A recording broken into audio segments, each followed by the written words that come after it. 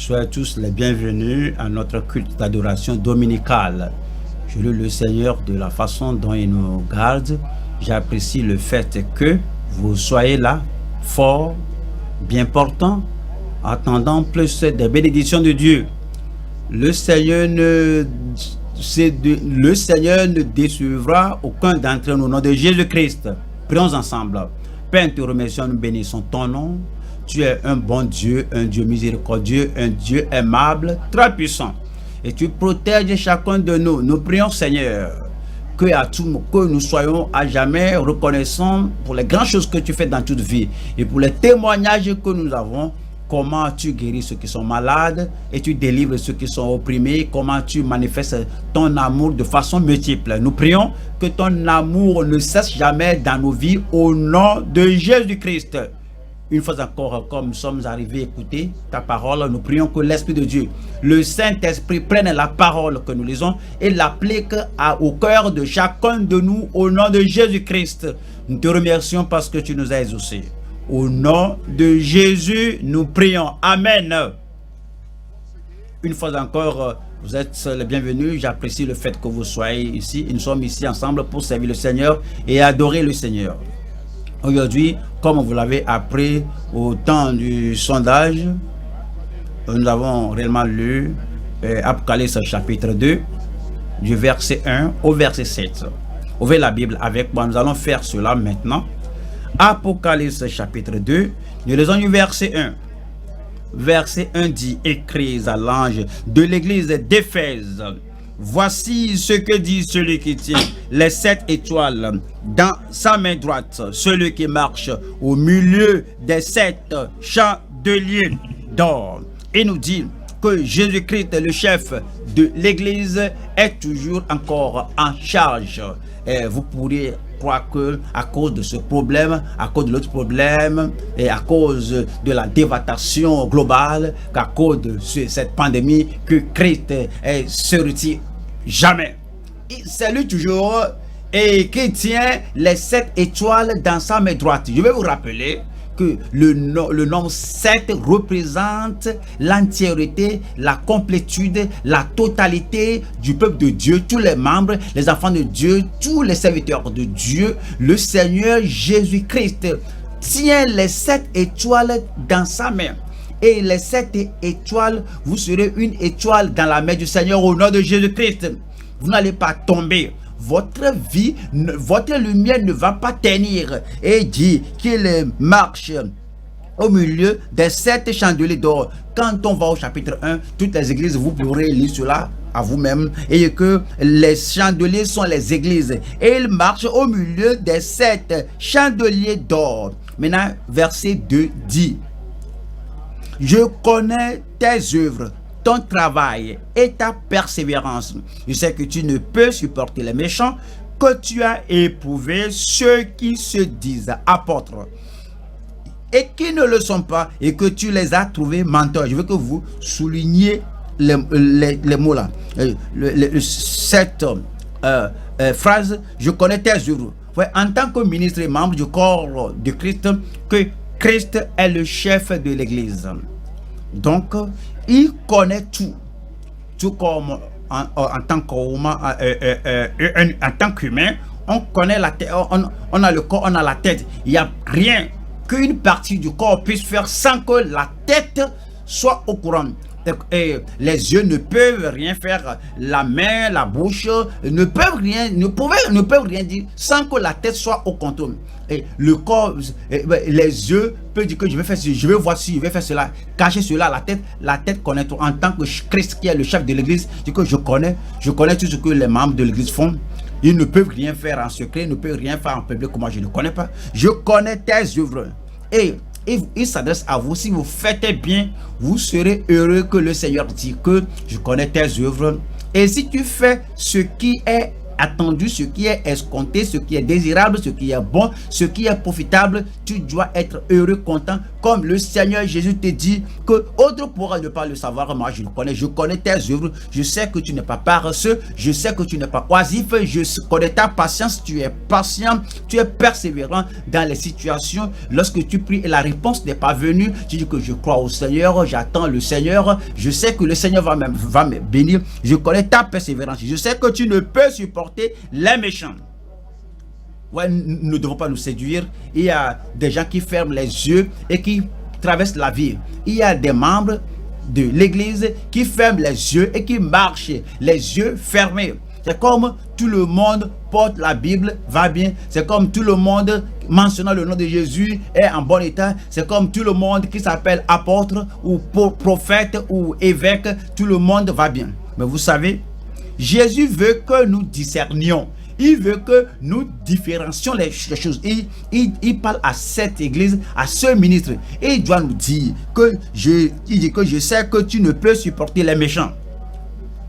Les gens qui parlent mal, qui disent des choses mauvaises, les gens qui font de mauvaises choses, les gens qui vont à la mauvaise voie, les gens qui agissent de mauvaise manière. Le mal est du diable. Ceux qui vont la voie du diable, ils vont faire le mal. Et vous les avez éprouvés, vous les avez testés, vous les avez examinés. Et ils disent qu'ils sont apôtres, ils se disent serviteurs de Dieu. Mais vous savez qu'ils ne le sont pas et vous les avez trouvés menteurs. Verset 3 qui nous dit ici que tu as de la persévérance. Il a mentionné la persévérance, la patience encore. Et que tu as souffert à cause de mon nom. À cause de mon nom, as souffert à cause de mon nom. Tu as souffert à cause de moi, tu as fait ceci et que tu ne t'es point lassé.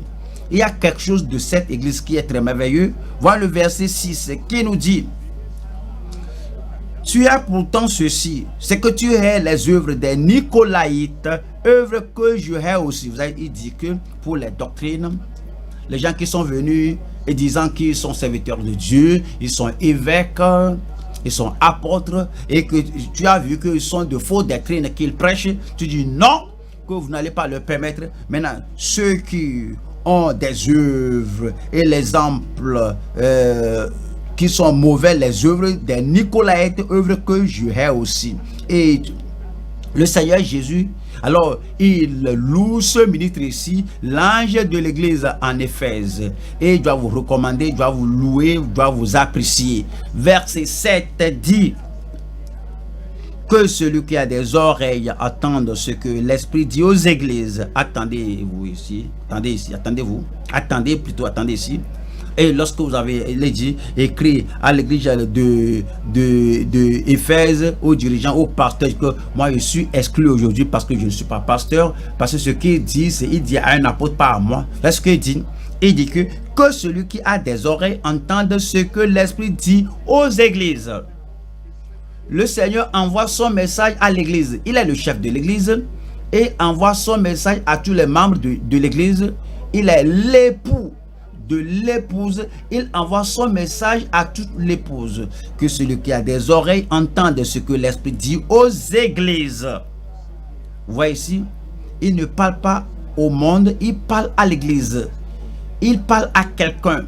Il dit: si nous entendons, si nous faisons, si nous pratiquons, si nous croyons et si nous suivons toutes les instructions données, si nous suivons la direction à laquelle il nous dirige, il dit à celui qui vaincra, je donnerai à manger de l'arbre de vie qui est dans le paradis de Dieu. Nous dirons que tout à fait bon. Voyons la patience, la persévérance, tout à fait bon. Voyons le service, tout à fait bon. Et voyons toutes les œuvres et toute la persévérance, toute la patience, on dit tout à fait bien. Mais il y a quelque chose. Maintenant au verset 4. Revenons au verset 4. Verset 4 dit: mais, voyez ceci. Ce que j'ai quelque chose, ouais, je t'ai loué pour de bonnes choses que tu as faites. Mais il dit que, mais, ce que j'ai contre toi, c'est que tu as abandonné ton premier amour. Je veux que vous souligniez ceci. Ton premier amour. Il y a quelque chose que Christ appelle premier amour. il y a quelque chose aussi dans la parole de Dieu qu'il appelle que la première foi. Numéro 1, attendez, c'est le premier amour. Numéro 2, voyons, 1 Timothée 5, 1 Timothée 5, 12. 1 Timothée 5, 12. Et se rendent coupables en ce qu'elles violent leur premier engagement. Vous voyez, leur première foi. Voyez encore. Leur premier engagement, c'est-à-dire leur première foi. Numéro 1, c'est leur premier amour. Numéro 2, c'est leur première foi. Allons, retournons à Apocalypse 2, verset 5. Souviens-toi donc d'où tu es tombé, repens-toi et pratique tes premières œuvres. Soulignez encore cela. Tes premières œuvres, soulignez cela. Et pratique les premières œuvres. Sinon, je viendrai à toi et j'ôterai ton chandelier de sa place, à moins que tu ne te repentes. C'est pourquoi nous allons considérer le message du jour, qui est la priorité de la première foi, du premier amour et des premières œuvres. La priorité, comment essentiel cela a et combien important cela a, comment nous devons nous obliger à courir après cela, comment nous devons nous accrocher à cela. La priorité de la première foi, du premier amour et des premières œuvres. Nous allons voir 3 points. Premier point là-bas. Premier point, les prérequis de la première foi. Si nous devons avoir quelque chose du Seigneur, les prérequis de la première foi. Et cette première foi que nous avons, la foi qui nous a amenés au royaume, nous gardera dans le royaume. C'est pourquoi on ne peut pas dire que je suis né de nouveau, je suis enfant de Dieu et je crois au Seigneur Jésus-Christ.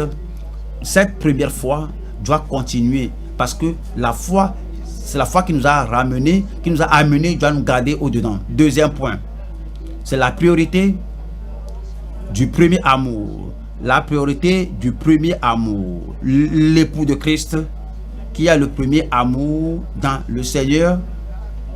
Ce premier amour, nous devons le garder pour demeurer désirable.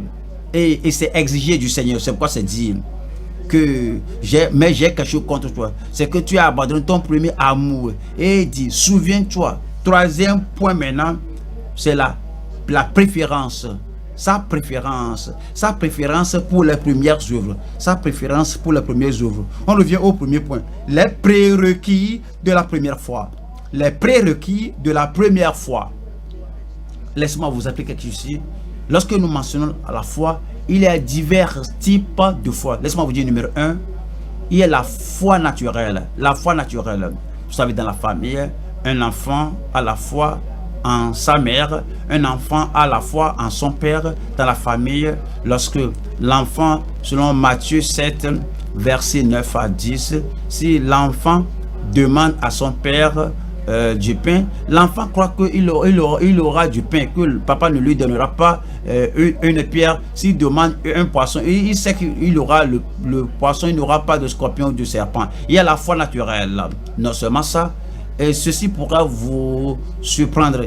Il y a la foi diabolique. Avez-vous jamais appris cela? Là, il lit ceci maintenant. Allons à Jacques chapitre 2.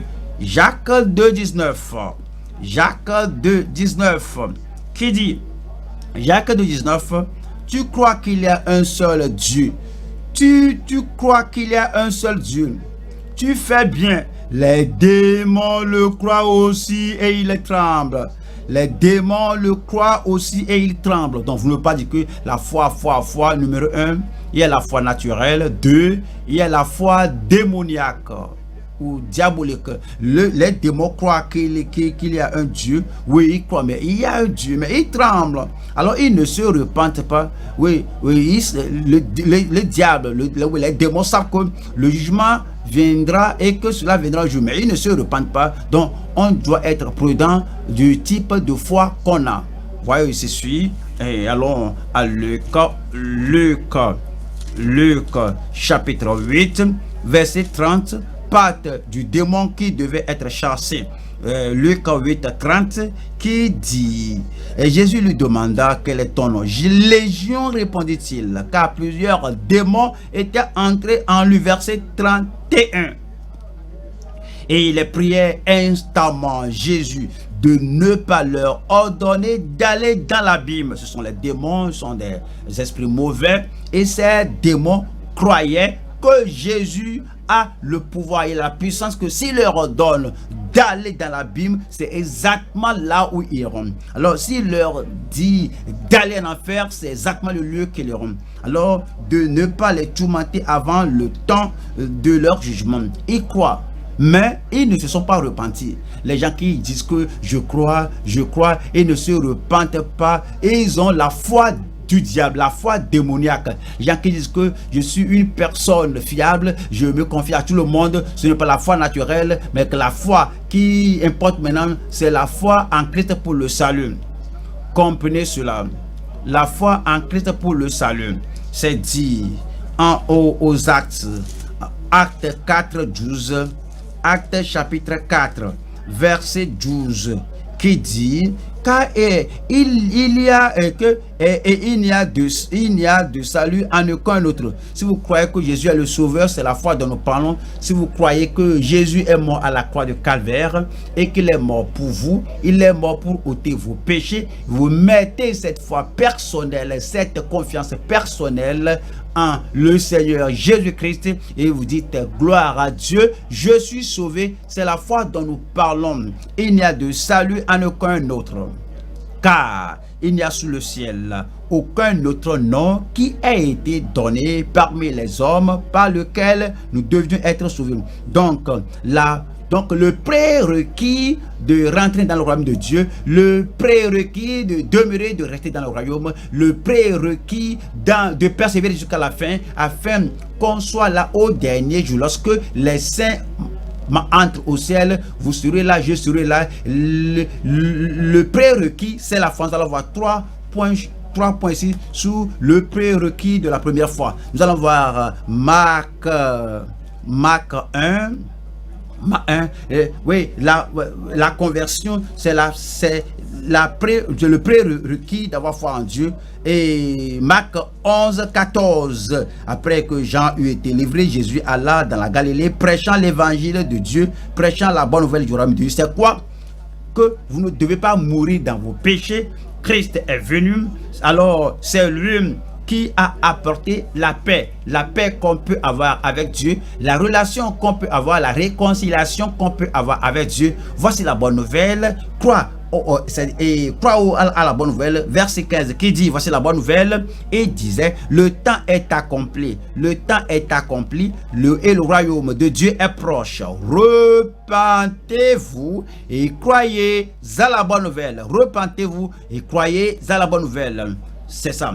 Lorsque vous croyez cela, que Jésus-Christ est le sauveur, et vous détournez du péché, et vous venez au sauveur disant: Jésus est mort sauveur. C'est personnel. C'est pas que Jésus est mort à la croix, que Jésus est bon, Jésus est miséricordieux, il est mort pour moi, il a versé son sang pour moi, il ôte mes péchés, et l'Esprit de Dieu rend témoignage dans votre cœur que vous êtes enfant de Dieu. Alors repens et crois, repens et crois. Ça, c'est la première foi que nous avons, et c'est la foi qui nous amène dans le royaume. Voyons Actes des Apôtres 20.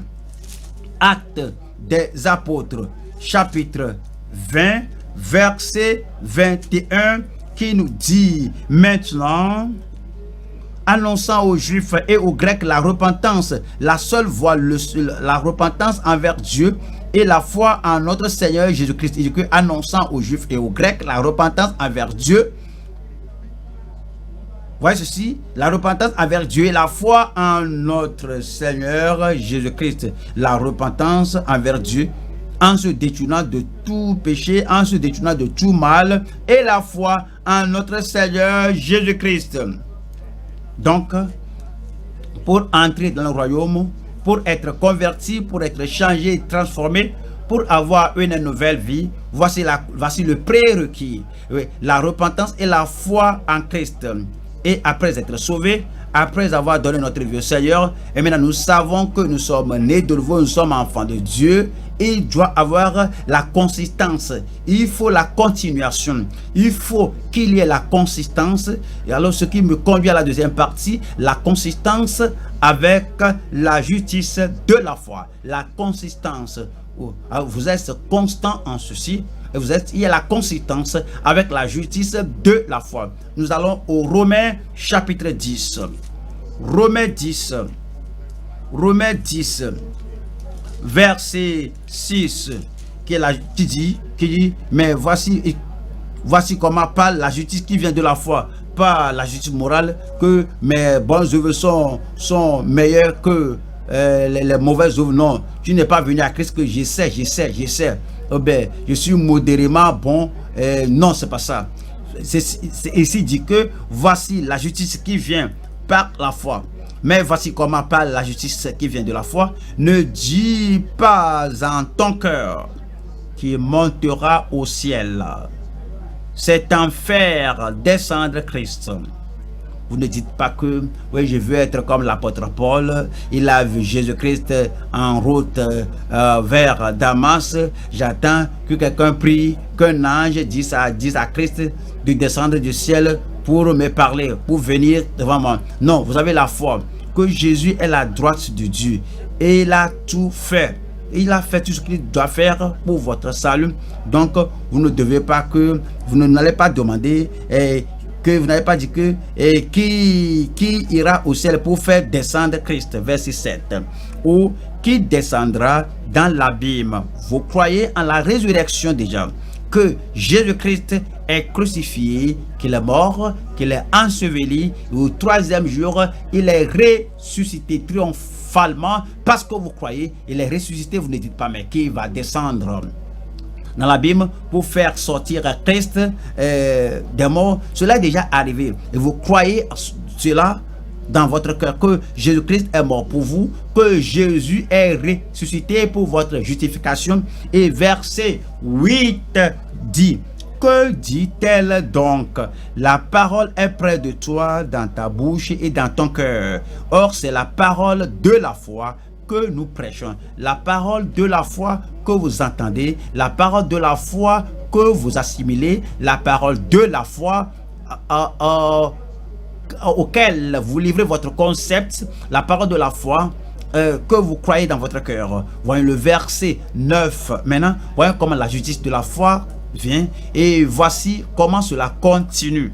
Verset 9. Si tu continues, comprenez, pas si nous, ce n'est pas une foi communautaire, une foi communale, c'est une foi personnelle en le Seigneur. Cela vous fait continuer. Si tu confesses de ta bouche le Seigneur Jésus, et si tu crois dans ton cœur, tu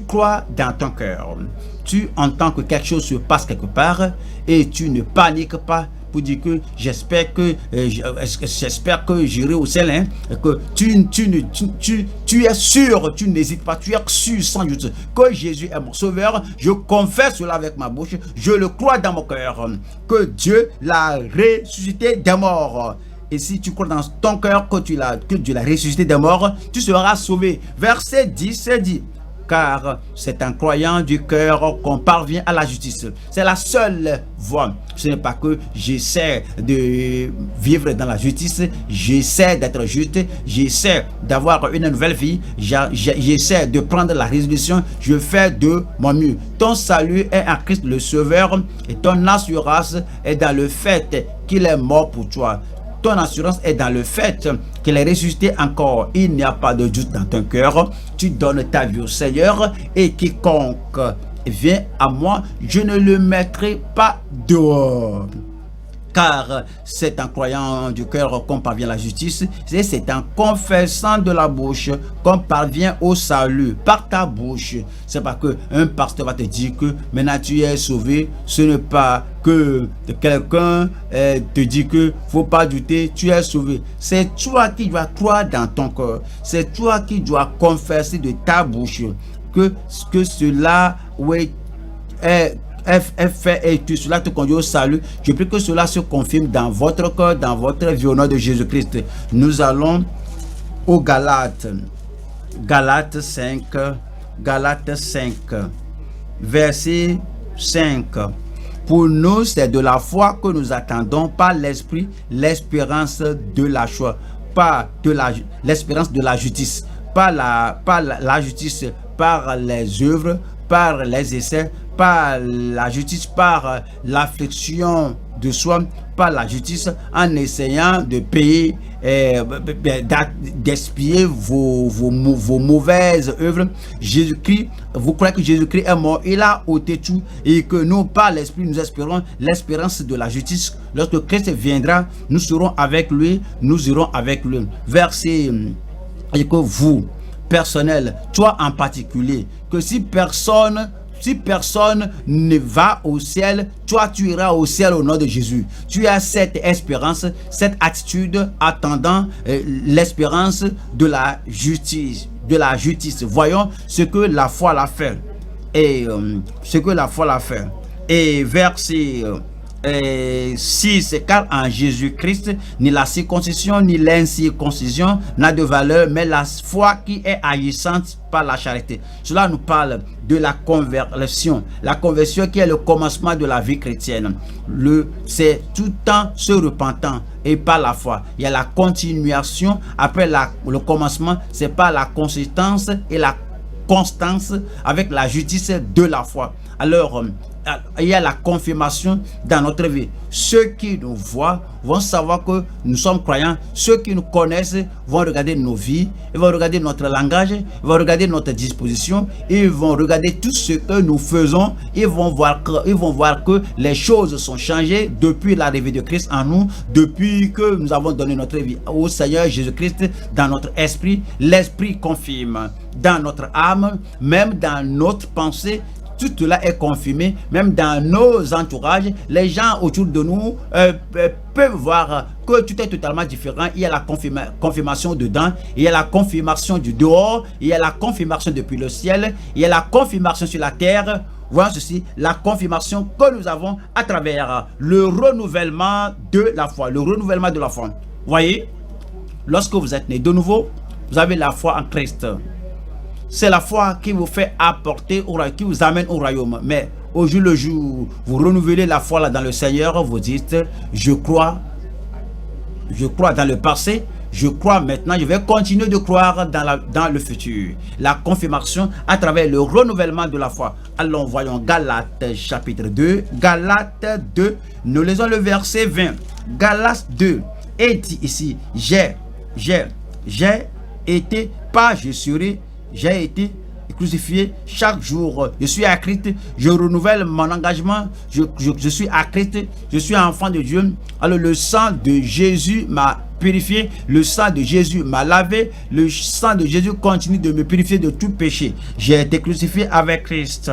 Et si je vis, ce n'est plus moi qui vis, c'est Christ qui vient en moi. Ça, c'est l'indicatif présent. C'est Christ qui vient en moi. Satan ne vit plus en vous. Vous êtes enfant de Dieu. Le péché ne demeure plus en vous. Vous êtes enfant de Dieu. Et le témoignage, la foi, le témoignage de la foi en votre témoignage, vous êtes fort au nom de Jésus. Les témoignages, les tentations, les épreuves peuvent venir, mais Christ vit en vous. Et si je vis maintenant dans la chair, qu'est-ce que cela veut dire? Dans la chair, dans le monde, dans les routines quotidiennes, la vie que je vis dans le naturel, la vie que je vis comme je vis avec les amis et les gens autour de moi, comme je fais ce que je dois faire, c'est dit que si je vis maintenant dans la chair, je vis dans la foi au Fils de Dieu qui m'a aimé et qui s'est livré lui-même pour moi. Chaque fois, vous vous rappelez bien qu'il s'est donné lui-même pour toi. Il s'est donné pour toi et toutes les fois qu'un doute veut se présenter, vous dites, mais il s'est donné lui-même pour moi. Il m'aime moi. Et il s'est donné pour moi. À cause de cela, vous vivez par la foi, vous marchez par la foi à tout moment. Voyons, deuxième Corinthiens chapitre 5 verset 7 qui dit: car nous marchons par la foi et non par la vue. Car nous marchons par la foi et non par la vue. Qu'est-ce que cela veut dire?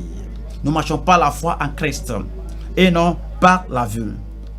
Tout ce qui brille devant vous, tout un mirage devant vous, vous élevez Christ plus que cela. Je ne vais pas marcher par la vue, je ne vais pas marcher par le vent qui souffle, je ne vais pas marcher par les défis, les choses que je vois autour de moi. Christ va vaincre cela.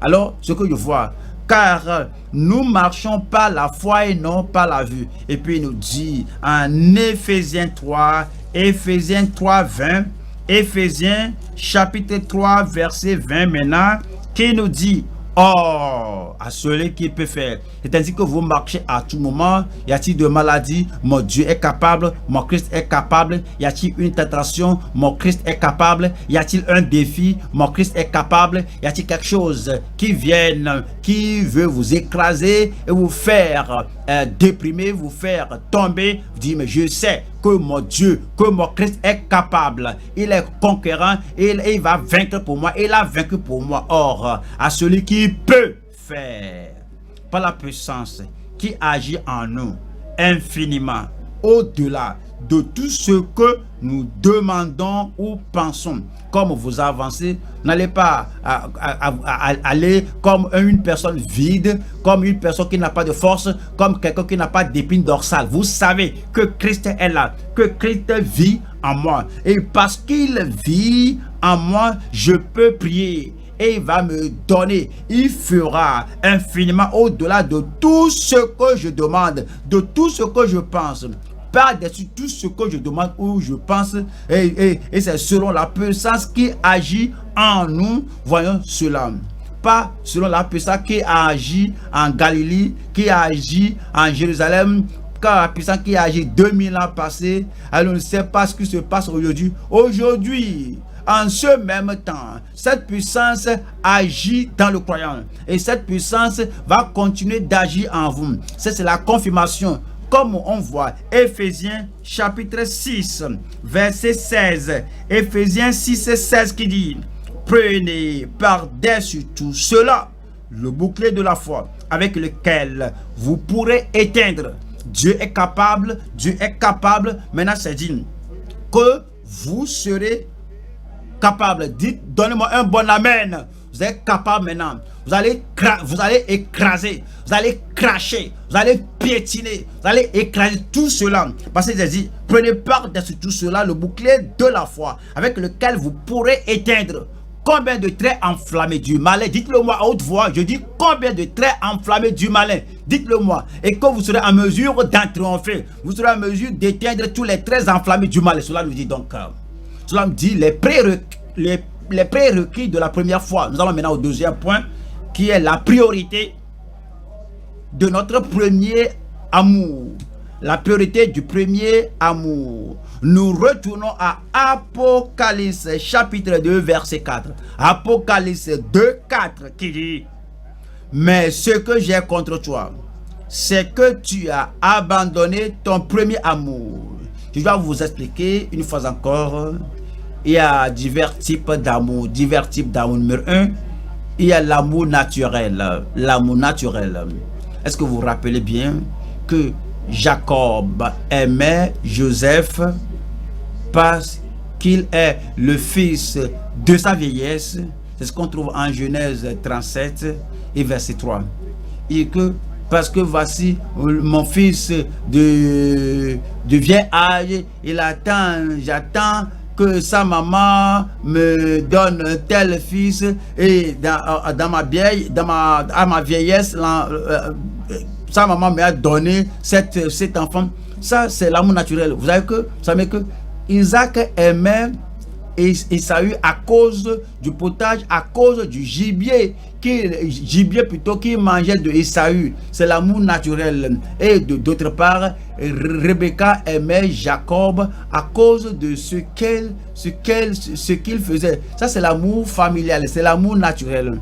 Donc, l'amour dont le Seigneur parle ici, que ce que j'ai contre ce que j'ai contre toi, c'est que tu as abandonné ton premier amour. Ce n'est pas l'amour naturel. Regardez, la maman a l'enfant et l'enfant, maman va avec l'enfant, elle veut traverser la voie et l'enfant va devant l'enfant là. Et l'enfant va devant devant maman.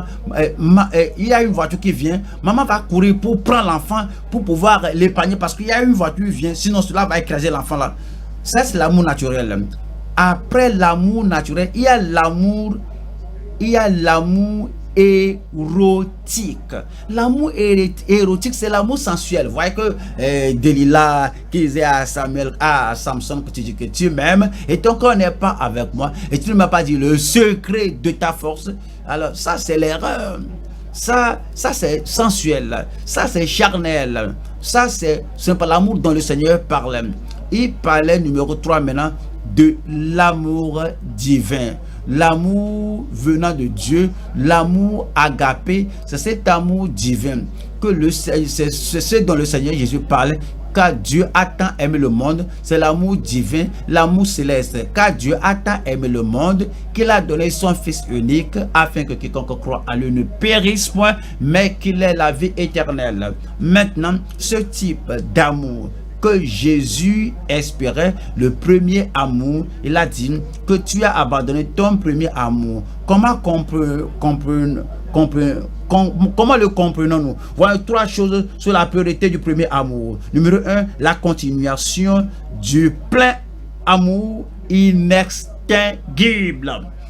La continuation du plein amour inextinguible. De quel amour s'agit-il? Si nous dirons que c'est inextinguible, ça veut dire que ça ne peut pas s'éteindre. Ça veut dire que c'est comme il y a un coffre, on met la chose là-bas, quel que soit le feu qui va arriver, et le feu ne peut jamais brûler le document dans un coffre. Donc parce que c'est protégé, inextinguible. Lorsque votre amour est vraiment un grand amour, qu'aucun feu ne peut détruire l'amour là, c'est un amour inextinguible, un amour inépuisable, un amour qui demeure tel clair. Alors, numéro 1, c'est la continuation du plein amour inextinguible. Alors, à Jean 15, 9. Jean 15, 9. Comme le Père m'a aimé, un amour total, un amour inextinguible, un amour entier, absolu, comme le Père m'a aimé, je vous ai aussi aimé. Demeurez dans mon amour. Le verset 10, qui nous dit, le verset 10, si vous gardez mes commandements, vous demeurerez dans mon amour. Ce n'est pas seulement un amour vide, pas un amour superficiel, un amour qui ne fait rien, un amour qui ne dit rien, un amour qui ne donne rien. C'est un plein amour. Et cela a affaire à Christ. C'est un amour qui coule vers Christ à tout moment. Il dit que si vous gardez mes commandements, vous demeurerez dans mon amour. De même que j'ai gardé les commandements de mon Père et que je demeure dans son amour. C'est un plein amour. Verset 11 nous dit, je vous ai dit ces choses afin que ma joie soit en vous et que votre joie soit parfaite. Verset 12. 12 dit, c'est ici mon commandement. Aimez-vous les uns les autres. Mais parce que vous êtes membres du corps de Christ, parce que le peuple de Dieu, parce qu'ils sont à Christ, parce que nous aimons Christ, nous aimons ses enfants, nous aimons son corps, nous aimons ses membres, nous aimons ceux qui le suivent, nous aimons ses disciples. Ce même amour, le même amour, l'amour inextinguible, le plein amour, l'amour que le feu ne peut pas détruire, le même amour que le feu ne peut rien faire, le même amour que le feu ne peut pas détruire. Voici le commandement. C'est ici mon commandement, aimez-vous les uns les autres, comme pensez à cela, comme agissez et travaillez selon cela, comme je vous ai aimé. Et 13 dit, il n'y a pas de plus grand amour que de donner sa vie pour ses amis. Que de donner sa vie pour ses amis. Ce n'est pas seulement la parole de bouche, ce n'est pas seulement aimer par la langue, ce n'est pas aimer par une profession, mais c'est réel, c'est défini, c'est pratique, c'est visible, c'est observable. Et il n'y a pas de plus grand amour que de donner sa vie pour ses amis. Allons aux Hébreux. Hébreux 13, 1. Hébreux chapitre 13, verset 1 qui dit que persévérer dans l'amour fraternel. Cela nous dit que l'amour dont il s'agit ici, ce n'est pas l'amour des années passées et cela ne continue pas le premier amour. Souviens-toi donc tu es tombé et repens-toi et fais les premières œuvres encore. Ramène ce même amour et que l'amour fraternel continue. Il nous dit en 1 Pierre chapitre 1, 7, 1 Pierre chapitre 1, verset 7 nous dit afin que l'épreuve de votre foi, plus précieuse que l'or périssable, qui cependant est éprouvé par le feu, ait pour résultat la louange, la gloire et l'honneur lorsque Jésus-Christ apparaîtra. Le feu viendra, le feu de la persécution, le feu de malentendu, le feu d'une fausse représentation, tout cela brûlera et cela va éprouver la foi, cela va éprouver l'amour, et la foi et l'amour vont demeurer jusqu'au jour où Christ apparaîtra. Verset 9, verset 8. Lui que vous aimez sans l'avoir vu, vous croyez que vous ne l'ayez pas vu physiquement, vous priez, il ne se présente pas physiquement, mais vous savez qu'il est là, vous savez que sa présence est là, vous croyez cette promesse que je ne te délaisserai pas, je ne t'abandonnerai pas. Il dit que lui que vous aimez sans l'avoir vu, en qui vous croyez sans le voir encore, vous réjouissant d'une joie ineffable et glorieuse. L'amour et la foi, vous l'aimez, vous croyez en lui, et vous réjouissant d'une joie ineffable et glorieuse. Et nous allons aux Romains chapitre 8. Voici le feu, voici l'amour inéteignible. Voici l'amour que quoique les persécutions, les tribulations, le feu, les choses soient là, ça c'est un amour inépuisable, tout comme un coffre que le feu ne peut pas impacter. Tout est sécurisé. Qui nous séparera de l'amour de Christ? Est-ce la tribulation? C'est le feu. Est-ce la détresse? C'est le feu. Est-ce la persécution? C'est le feu. Ou la famine? Ou l'épée? Ou l'épée?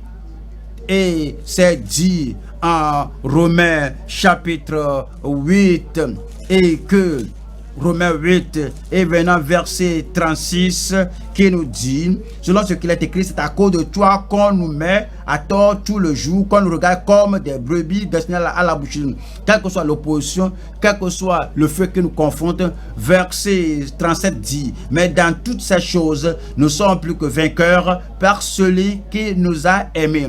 Alors chaque fois il faut penser il m'aime. Le monde fait ce qu'il veut faire, mais le Seigneur m'aime. Et la mer mugit, cela ne supprime pas son amour. Je sais qu'il m'aime. Le feu vient, les épreuves viennent avec une succession rapide. Je sais qu'il m'aime et cela me rend plus que vainqueur. Oui, je sais que quel que soit ce qui se passe, quel que soit ce que je vois, quel que soit ce que je sens, quel que soit ce qui se déplace autour de moi, je sais qu'il m'aime. Mais dans toutes ces choses, nous sommes plus que vainqueurs par celui qui nous a aimés. Verset 38. Car j'ai l'assurance. Car j'ai l'assurance. Car j'ai l'assurance que ni la mort, ni la vie, ni les anges, ni les dominations, ni les choses présentes, ni les choses à venir, ni les puissances, ni la hauteur, il a tout combiné, et ni les choses comme la mort, ni les puissances, ni la hauteur, ni la profondeur. Et il a tout combiné, la pandémie ou l'épidémie, les choses à venir que nous ne connaissons pas. Il dit toutes ces choses, verset 39, que ni la puissance, ni la hauteur, ni la profondeur, ni aucune autre créature ne pourra nous séparer de l'amour de Dieu manifesté en Jésus-Christ, notre Seigneur. Cet amour de Dieu, cet amour de Christ qui est manifesté en Jésus-Christ, notre Seigneur. Nous allons maintenant à à une autre considération et dit que, mais ce que j'ai contre toi, c'est que tu as abandonné ton premier amour. Lorsque l'amour devient faible, lorsque l'amour devient anémié, lorsque l'amour devient faux, lorsque l'amour ne continue pas, il y a la condamnation de l'amour faible et anémié. La condamnation de l'amour faible et anémié. Nous allons aux Galates. Galates 4. Galates. Paul demande aux chrétiens Galates 4 que leur premier amour, la ferveur de leur premier amour, la chaleur de leur premier amour, que tout cela s'est refroidi et dit que où est donc le bonheur, où est l'amour dont vous avez parlé, que vous avez démontré, que vous avez manifesté, les années passées lorsque vous avez connu le Seigneur. C'est ce que le Seigneur nous demandait et dit. Quel est donc le bonheur dont vous avez parlé? Car je rends grâce, car il y aurait témoignage que Galates 4:15, où donc est l'expression de votre bonheur. Car je vous atteste que si cela eût été possible, vous vous seriez arraché les yeux pour me les donner. L'amour n'est plus là, votre amour est devenu épuisé, l'amour est devenu faible, l'amour la ternit, l'amour là n'est plus, l'amour là s'évapore. Matthieu chapitre 24, Matthieu 24:12. Matthieu 24:12. Et parce que l'iniquité se sera accrue, la charité de plus grand nombre se refroidit. Les gens maintenant suivent le Seigneur d'un cœur froid, d'un amour froid. L'enthousiasme n'est plus là, le zèle n'est plus là, la poursuite n'est pas là, le zèle n'est plus là, la passion de suivre le Seigneur n'est pas là. Parce que l'iniquité se sera accrue et la charité du plus grand nombre se refroidira. Verset 13. 13 dit: mais celui qui persévérera jusqu'à la fin sera sauvé. Je prie que vous persévériez jusqu'à la fin, que votre amour continue jusqu'à la fin, que votre passion, que votre zèle continue jusqu'à la fin, que votre consécration continue jusqu'à la fin. Mais celui qui persévérera jusqu'à la fin sera sauvé. Je prie que votre amour ne fasse pas défaut. Dites Amen. Que votre amour ne s'affaiblisse pas, que votre amour ne s'épuise pas et que vous ne tombiez pas à mi-chemin au nom de Jésus. S'il en sera ainsi, vous devez renouveler votre consécration, vous devez renouveler votre dévotion au Seigneur et la décision que vous avez prise au Seigneur. C'est pourquoi le Seigneur dit: examine-toi là où l'amour était et comment l'amour était, et revenez et abandonnez l'amour faible et épuisable. Voyons la troisième partie maintenant, c'est la consécration avec l'amour fervent et affermi. La consécration avec l'amour fervent et affermi. Voyons, cantique de Salomon, cantique de Salomon, soulignez ceci dans votre Bible. Cantique chapitre 8 verset 4. Cantique de Salomon 8:4. 8:6. Mets-moi comme un sceau sur ton cœur, comme un sceau sur ton bras, car l'amour est fort comme la mort. Car l'amour est fort comme la mort. La jalousie est inflexible comme le séjour des morts. Ces ardeurs sont des ardeurs de feu, une flamme de l'Éternel. Il parle de l'amour et dit même les ardeurs de feu ne peuvent pas détruire cet amour. C'est quand on en parlait de l'amour inépuisable. Et verset 8 qui dit que verset 7, les grandes eaux ne peuvent éteindre l'amour. Oui, c'est le premier amour qu'on a pour le Seigneur. Il dit verset 7, les grandes eaux ne peuvent éteindre l'amour et les fleuves ne le submergeraient pas. Quand un homme offrirait tous les biens de sa maison contre l'amour, il ne s'attirerait que le mépris. Il nous dit que cet amour qui est fervent, qu'on a pour Christ, cet amour qui est passionné, cet amour chaud et compatissant, cet amour qui coulent librement au Seigneur sans restriction, que n'allons permettre à aucun feu, à aucune persécution, à aucune action d'homme, à aucune action de la société de pouvoir saper, détruire cet amour. Nous allons à 1 Pierre chapitre 1 verset 22.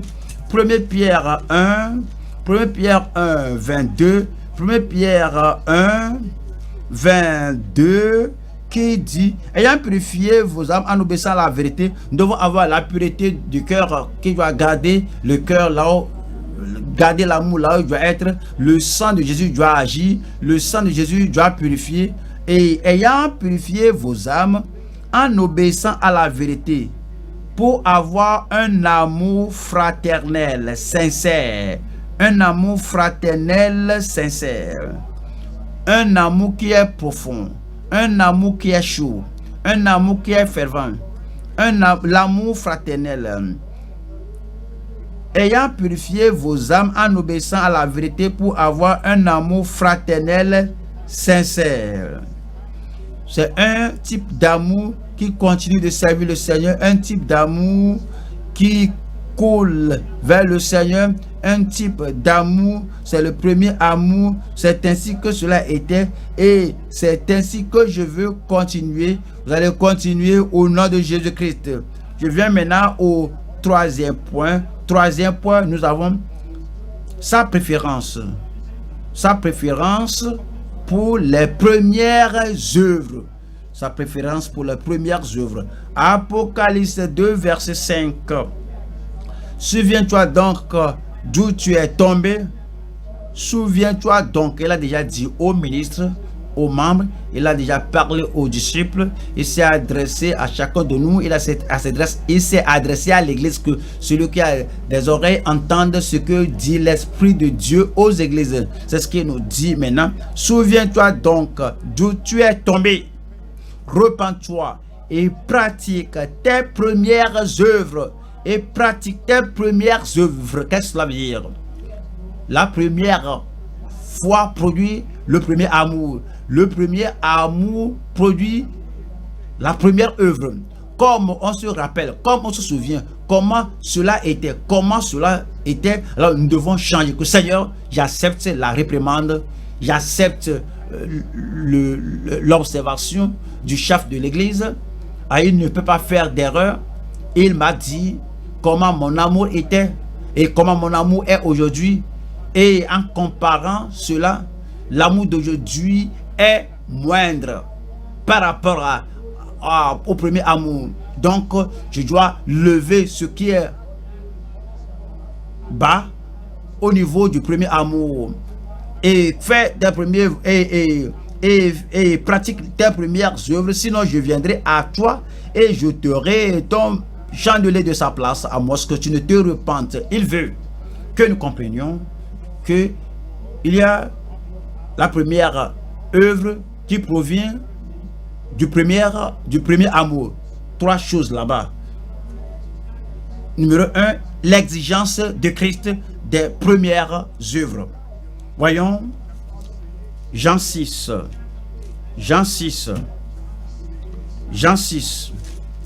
verset 28. Jean 6, 28. Et le dire, que devons-nous faire?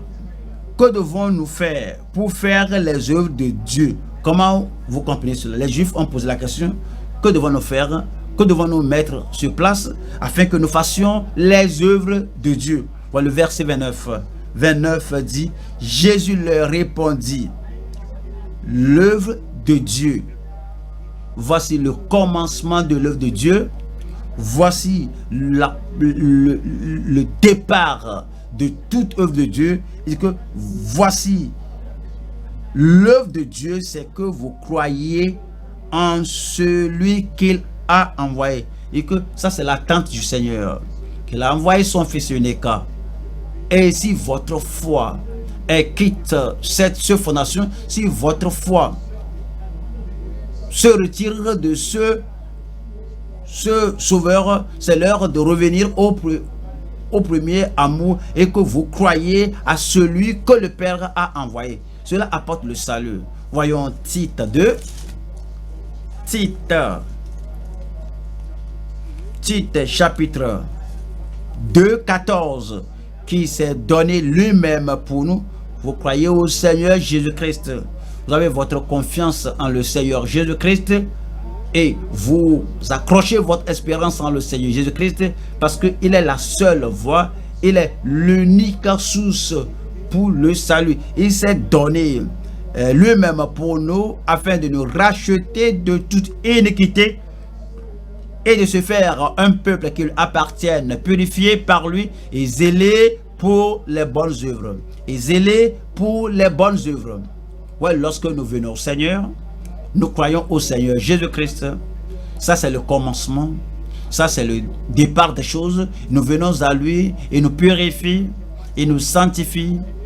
Et il ôte cette nature adamique de nous, de notre cœur. Et la nature adamique a une pulsion démoniaque, une pulsion définie. La nature adamique ne permet pas à une personne de bien entendre. La nature adamique ne permet pas à une personne de bien courir. Ça ne permet pas à une personne de croire et de faire la volonté de Dieu. Mais et Christ vous purifie pour lui-même et vous fait une personne, un croyant particulier à lui, et vous êtes zélé pour de bonnes œuvres. Quelque chose va vous arriver partout où vous allez. Vous voulez que les gens sachent que je suis enfant de Dieu, je crois au Seigneur, je suis sauvé. Partout où vous allez vouloir qu'ils voient les œuvres de l'évangile dans votre vie. Matthieu 5, 16. Matthieu 5, verset 16. Matthieu 5, 16. Qui dit ici que votre lumière luise ainsi devant les hommes. C'est l'œuvre, la vie, la lumière maintenant brille. L'évangile maintenant l'évangile maintenant resplendit dans votre vie, dans votre caractère. Tout le monde peut le dire. Voici la parole, voici l'œuvre, la bonne œuvre. N'allez pas cacher votre foi chrétienne. Je ne veux pas me montrer. Je ne veux pas que les gens sachent que je suis croyant. Je ne veux pas que les gens sachent que je suis profond en Christ. Je ne veux pas que les gens sachent que je suis de la vie profonde. Je ne veux pas que les gens sachent que ma vie brille. Je vais cacher ma vie, ma lumière sous le boisseau. Non! Le premier amour, l'amour que vous avez, l'enthousiasme que vous avez, je suis enfant de Dieu. Que votre lumière luise ainsi devant les hommes, afin qu'ils voient, voici, c'est ça, afin qu'ils voient vos bonnes œuvres et qu'ils glorifient votre Père qui est dans les cieux. Vous savez, quelquefois, il y a quelque chose qui surgit et puis tu dis que je suis désolé, je ne peux pas le faire. Ce n'est pas orgueil, je ne peux pas aller de cette manière. C'est pas parce que je suis meilleur que quelqu'un d'autre, mais vous savez, je suis né de nouveau, je suis chrétien, je suis enfant de Dieu. À cause de cela, je ne peux pas aller à cette direction encore. Ça, c'est la première œuvre. C'est ainsi la façon dont nous faisons tout selon la parole de Dieu. Que votre vie maintenant luise devant les hommes, afin qu'ils voient vos bonnes œuvres et qu'ils glorifient votre Père qui est dans les cieux. Au fait, cela nous fait prêt, cela nous rend prêt à tout moment d'agir bien, de croire en Christ, de faire bien, d'aider les gens, d'élever les gens. Nous sommes très empressés. Je cherche quelqu'un à aider, je cherche exhorter quelqu'un, je suis prêt à édifier quelqu'un, je suis prêt pour le service à tout moment. Ce qui nous amène à la seconde session, la préparation constante pour les œuvres fructueuses. La préparation constante pour les œuvres fructueuses. Vous comprenez que Christ vous a donné une œuvre à faire et quand il vous a alloué une œuvre. On ne parle pas du fait d'être ouvrier dans l'église, c'est bon, j'aime ça, continue. Mais nous parlons de l'œuvre qu'il vous a donné à faire dans la vie.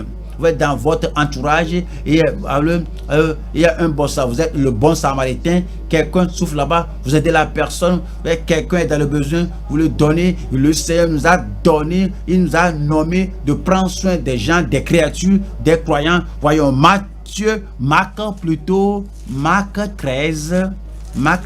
34. Marc 13, 34 qui dit: il en sera comme d'un homme qui, partant pour un voyage, laisse sa maison, remet l'autorité à ses serviteurs, indique à chacun sa tâche,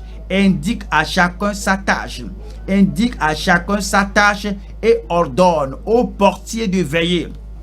il vous donne une œuvre à faire, une œuvre pour sauver des vies dans votre communauté, une œuvre pour encourager les gens dans votre communauté et une œuvre pour édifier ceux qui tombent, une œuvre pour aider, pour ajouter à ce que Christ aurait fait. Si Christ était là, il prêchera à ce voisin, il aiderait ce voisin, il ferait ce qu'il doit faire. S'il devrait multiplier la nourriture, il le fera pour aider celui-là. Alors, c'est l'œuvre fructueuse et nous sommes prêts à tout moment. Voyons Tite 3,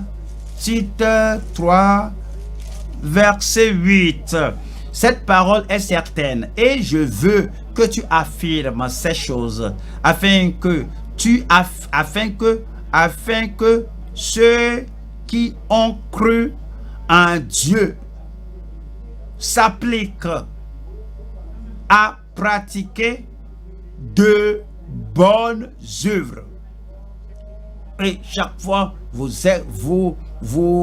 vérifiez parmi les frères, y a-t-il quelqu'un qui soit dans le besoin, vous voulez faire de bonnes œuvres, peu importe que la personne soit de cette tribu ou de l'autre tribu ou bien de notre tribu, il est du nord, il est du sud, de l'ouest, de l'est, vous voulez faire du bien à tous. Vous êtes prudent, vous êtes vigilant, vous êtes prêt à faire de bonnes œuvres. Et voilà ce qui est bon et utile aux hommes. Vous ne ferez rien qui ne soit pas profitable à votre voisin. Vous ne faites rien qui décourage votre voisin, mais vous faites tout pour pouvoir augmenter la joie de la vie dans la vie de quelqu'un. Comment vous pourrez rendre la vie de la personne profitable. Verset 14, c'est très important. Il faut que les nôtres, ou il faut que les nôtres aussi apprennent que je ne sais pas comment parler aux gens, je ne sais pas comment aborder les gens, je ne sais pas comment aider les gens, c'est dans mon cœur, je veux le faire mais je ne sais pas comment le faire. Et vous savez ce qu'il dit ici, il faut que les nôtres, les croyants, ceux qui sont au Seigneur, il faut que les croyants aussi apprennent à pratiquer de bonnes œuvres pour subvenir aux besoins pressants afin qu'ils ne soient pas sans produire des fruits. Que vous ne soyez pas inféconds au nom de Jésus-Christ. Amen. Vous ne soyez pas inféconds au nom de Jésus-Christ. Et nous allons à la troisième session qui est les récompenses de couronnement pour les œuvres fidèles. Tout ce que vous avez fait pour la gloire du Seigneur, ce que vous faites pour l'élévation, l'édification du croyant en Christ, tout ce que vous faites pour amener les croyants au Seigneur, il vous récompensera. Ce sont des œuvres de récompense, ce sont de bonnes œuvres que vous faites. Les récompenses de couronnement pour les œuvres fidèles. Nous allons à Apocalypse chapitre 2.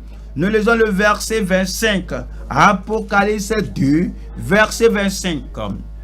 Qui dit: seulement ce que vous avez, retenez-le jusqu'à ce que je vienne. Vous avez la première foi, retenez-la jusqu'à ce que je vienne. Vous avez le premier amour, retenez-le jusqu'à ce que je vienne. Vous avez la première œuvre, les bonnes œuvres, retenez-les jusqu'à ce que je vienne. Voilà le verset 26 qui dit: à celui qui vaincra, qui est celui-là? À celui qui vaincra, c'est moi.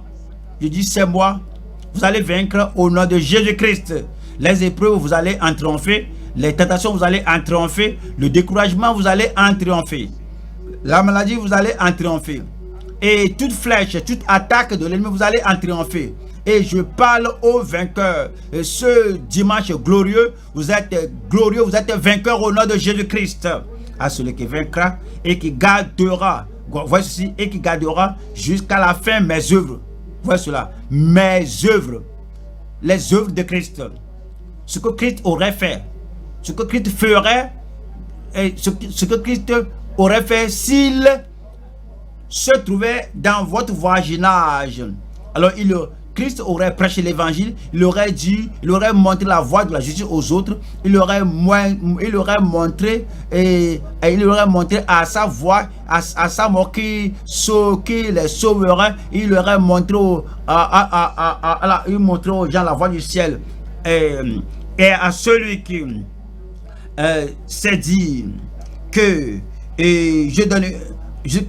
à celui qui gardera jusqu'à la fin mes œuvres, la première fois, le premier amour, la première œuvre. Je donnerai autorité sur les nations. Verset 27. Et il les pètera. Et il les pètera. C'est comme vous voulez régner. C'est comme vous allez régner avec Christ. Lorsqu'il viendra et lorsqu'il instaurera son royaume, vous serez là. Et vous allez gouverner, vous allez régner au nom de Jésus-Christ. Il les pètera avec une verge de fer. Comme on brise les vases d'argile. Ainsi que moi-même, j'en ai reçu le pouvoir de mon Père. 28 dit. Et je lui donnerai, et vous donnera, et je lui donnerai l'étoile du matin. Et 29 dit, il dit la même chose, que celui qui a des oreilles entende ce que l'Esprit dit aux églises. Nous parlons aux gens, nous prêchons aux gens qui ont des oreilles pour entendre, et c'est vous. Et vous allez ramener le premier amour, vous allez ramener la première foi, vous allez pratiquer la première œuvre et le Seigneur va vous couronner au dernier jour au nom de Jésus-Christ. Et voyons Apocalypse 3 et nous voyons le verset 11. Apocalypse 3 verset 11. Je viens bientôt. Nous parlons de l'avènement de Christ et nous parlons de l'enlèvement, nous parlons de la grande tribulation, nous parlons de son second avènement et le Seigneur peut venir à tout moment. Et quelle œuvre avez-vous faite pour mériter la récompense et la couronne quand il viendra? Comment avez-vous ramené votre première foi? Et depuis que vous avez appris maintenant que néanmoins, cependant j'ai quelque chose contre toi, que tu as abandonné ton premier amour. Comment ramener votre premier amour? Alors, voyez que ça, rappelez-vous que le Seigneur viendra. Comment allez-vous ramener les premières œuvres que vous avez pratiquées, que Christ a enregistrées, que Christ dirait que ça c'est désirable, ça c'est profitable, cela gagne une couronne. Il dit que je viens bientôt. Retiens ce que tu as, afin que personne ne prenne ta couronne, afin que personne ne prenne ta couronne. Vous comprenez? Lorsque le diable apporte la tentation, il veille, il veut que tu succombes à la tentation pour te ravir ta couronne. Lorsqu'il y a la persécution, tu pleures pour le diable, tu ne vas pas pleurer pour le diable encore. Je dis que vous n'allez plus pleurer pour le diable. Le diable veille pour que tu sois faible, pour que tu tombes, que tes mains soient basses, que tes épaules s'effondrent, que je ne sais quoi faire. Est-ce que le diable attend faire? Et alors il veut ôter ta couronne. Il ne va pas ôter ta couronne, afin que personne ne prenne ta couronne au nom de Jésus-Christ. Il s'est dit et que je viens bientôt. Il viendra très tôt que vous ne le pensiez. Allez, retiens ce que tu as. Ton premier amour, il faut garder ça. Les doctrines de la parole, gardez cela. Votre conversion, retenez cela. Votre consécration, retenez cela. Et retiens ce que tu as, afin que personne ne prenne ta couronne. Personne ne prendra ma couronne. Il faut le dire pour vous-même. Personne ne prendra ma couronne. Personne ne prendra votre couronne au nom de Jésus-Christ. Vous allez persévérer jusqu'à la fin. Vous allez croire jusqu'à la fin. Et vous allez continuer de faire de bonnes œuvres jusqu'à la fin. Vous allez continuer de servir le Seigneur avec ferveur et avec joie et avec allégresse au nom de Jésus-Christ. Alors nous allons maintenant prier maintenant. Et nous allons maintenant dire, Seigneur, j'ai écouté ta parole aujourd'hui et je dis ce que j'ai vu, ce que je dois être, j'ai vu ce que je dois faire, j'ai vu que ce premier amour, je dois le ramener. Et la première fois, je dois la ramener. Et la première œuvre, je dois pratiquer cela. Tenez-vous debout maintenant. Et si vous voulez vous mettre à genoux, faites tout que vous ne vous mettez pas à genoux en dormant. Il ne faut pas dormir. C'est l'heure de prier pour avoir la grâce de Dieu, plus de la bonté de Dieu, et plus de la miséricorde de Dieu, et plus de la force du Seigneur, et plus de la puissance du Seigneur dans notre vie. Ouvrez la bouche et priez le Seigneur. Parlez au Seigneur. Ce n'est pas l'heure de méditation. Ce n'est pas l'heure de penser à ceci, à cela. C'est l'heure de d'amener tout ce que nous avons appris au Seigneur en prière. Il est le chef de l'église. Alors, rends grâce au Seigneur. Christ est ton chef. Christ est mon maître. Christ est mon Seigneur. Christ est tout en tout pour moi. Christ est mon sauveur. Et Christ est mon rédempteur. Et Christ est mon sanctificateur. Et vous savez que nous n'adorons pas un Dieu ignorant, nous n'adorons pas un Christ ignorant. Je sais je connais tes œuvres. Il connaît tout ce que nous avons fait. Il savait tout. Il sait tout. Là où nous avons été, il connaît tout. C'est pourquoi nous venons à lui disant, Seigneur, me voici. Je m'expose à toi.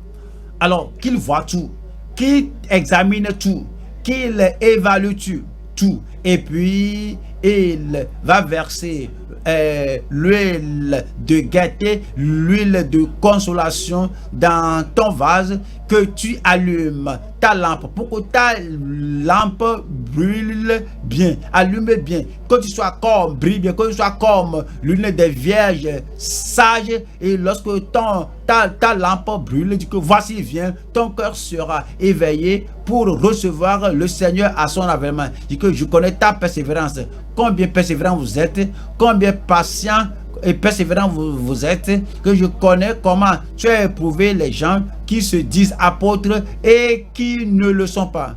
Alors, vous ne prenez pas tout le monde qui dit je suis prophète, je suis évêque, je suis apôtre. Vous n'acceptez pas tout le monde. Vous regardez leurs œuvres. Alors, vous ne les reconnaîtrez pas leurs œuvres. Alors, vous les avez éprouvés, ceux qui se disent apôtres et qui ne le sont pas. Et vous ne donnez pas votre attention à ces gens. Vous ne donnez pas votre attention aux faux prophètes.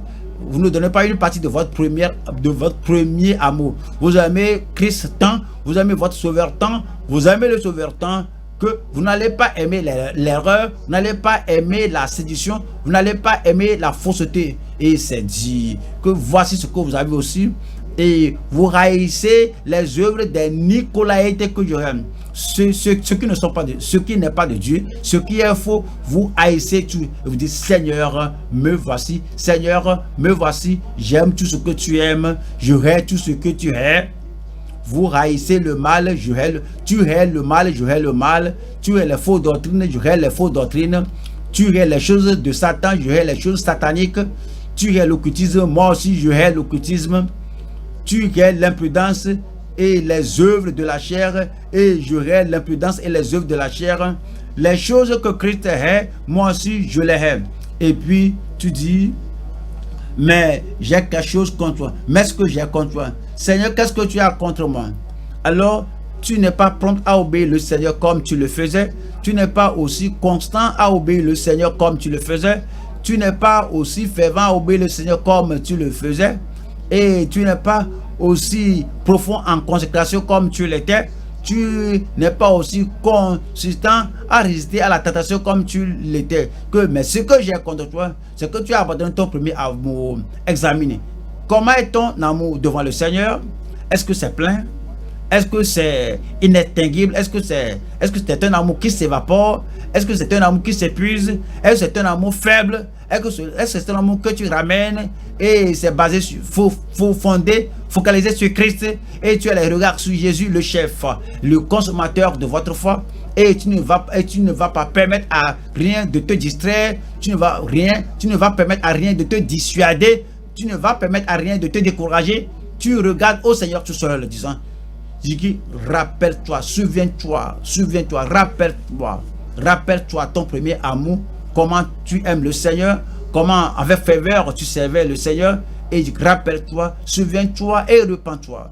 Qu'est-ce que cela veut dire? Seigneur, je suis désolé pour cela, je suis désolé de t'avoir quitté, de mettre de succomber au découragement. Je suis vraiment désolé. Oh, je n'ai pas pu promptement faire ce que tu veux que je fasse. Je suis vraiment désolé. Seigneur, vraiment, je ferme la bouche au lieu d'ouvrir la bouche pour déclarer la bonté du Seigneur, prêcher l'évangile à tout le monde autour de moi. Seigneur, vraiment, je suis désolé. Vraiment, je cours par-ci, par-là. Auparavant, vraiment, je suis ton messager. Et vraiment, je suis maintenant très lent. Et dit que repens-toi. Et repens-toi. Et voilà là où tu es tombé. Seigneur, je suis désolé. Toute consécration que tu as ôtée de l'autel, le Seigneur veut que tu la ramènes sur l'autel. Le Seigneur veut que tu ramènes tout ton cœur, toute ton âme, toute ta force, toutes tes habiletés, tout ce que tu as reçu pour servir le Seigneur. Et maintenant, tout ce que tu fais maintenant, c'est que tu bricoles, tu essaies de servir le Seigneur. Que maintenant, je ramène tout à toi. Je consacre tout ce que je suis je consacre tout ce que j'ai, je consacre tout ce que je possède, je consacre tout pour le service du Seigneur. Et je regarde autour de moi, je vais aider les gens autour de moi, je vais élever les gens autour de moi, je vais encourager les gens autour de moi, et je vais faire ce que Christ aurait fait aux gens autour de moi, quoique le sacrificateur, le lévite pourrait les négliger, je serai comme le bon samaritain, je vais toucher la vie des gens, je vais aider les gens, je vais encourager les gens, je vais prendre soin des gens. Parce que vous le faites, parce que vous l'avez fait aussi longtemps que vous faites cela pour le moyen de me faire, vous me l'avez fait. Vous me l'avez fait. Alors, cherchez une façon d'aider les gens, d'élever les gens. Cherchez l'occasion d'aider les gens à faire le progrès dans les choses du Seigneur. Consacrez votre temps, consacrez votre trésor, consacrez tout ce que vous avez pour le service du Seigneur. Et le Seigneur vous récompensera. Et puis le jour viendra, lorsqu'il vous récompensera, lorsqu'il vous couronnera, le Seigneur sera sur le point d'arriver. Et que voici, je viens bientôt. Retiens ce que tu as. Faut pas tomber, faut pas vaciller, faut permettre à la bonté en vous de s'évaporer. Continuez à tenir ferme, continuez à tenir bon, et bien focalisé et non compromettant et inébranlable, que tu continues de servir le Seigneur jusqu'à ce que la trompette sonne, jusqu'à ce que les morts en Christ ressuscitent, jusqu'à ce que nous qui sommes vivants, nous serons enlevés ensemble avec eux dans les nuées, et puis nous serons avec lui non seulement ça, il récompensera chacun de nous parce que nous avons gardé le premier amour, parce que nous avons gardé la première foi, parce que nous récupérons les premières œuvres et nous continuons jusqu'à la fin. La grâce pour continuer, puisse le Seigneur vous l'accorder. La force pour demeurer, puisse le Seigneur vous l'accorder. Et la focalisation pour continuer, puisse le Seigneur vous l'accorder. Et la fermeté pour continuer, puisse le Seigneur vous l'accorder.